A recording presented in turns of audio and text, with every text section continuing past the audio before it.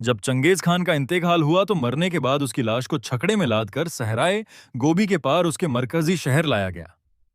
रास्ते में जिस जगह से चंगेज खान की लाश गुजरती, उन रास्तों पर जो भी काफिला या मुसाफिर मिलता, उसे कत्ल कर दिया जाता ताकि किसी को यह खबर ना हो सके कि चंगेज खान मर गया है। चंगेज खान की लाश जब उसके मरकजी शहर लाई गई, तो उसे दफन करने के लिए सलाहो मशवरा हुआ। मंगोलों के एक सरदार को चंगेज खान ने पहले ही बता दिया था कि जब वो मर जाए तो उसे शहर के सबसे बड़े सनौबर के दरख्त के नीचे दफन किया जाए।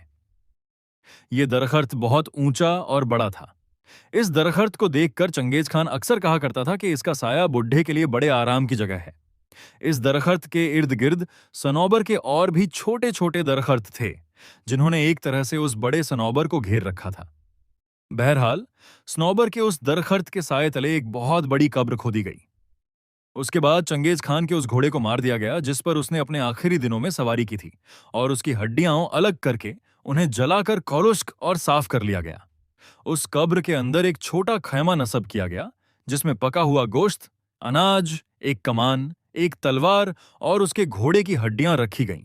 उसके बाद उस कब्र में चंगेज खान को दफन कर दिया गया। जब तक उस कब्र के इर्द गिर्द छोटे दरख्त नहीं उगाए, उस वक्त तक उस कबीले के लोग बारी बारी से चंगेज खान की कब्र पर पहरा देते रहे। यह फैसला इसलिए किया गया था कि किसी को उसकी कब्र का पता ही न चले। बहरहाल, चंगेज खान, जो दुश्मन को शिकस्त देकर उनके सरों के मीनार तामीर करने का शौकीन था और दुश्मनों की खोपड़ियों के प्याले बनाकर उनमें शराब पीने का आदी था, अपने अंजाम को पहुंच गया।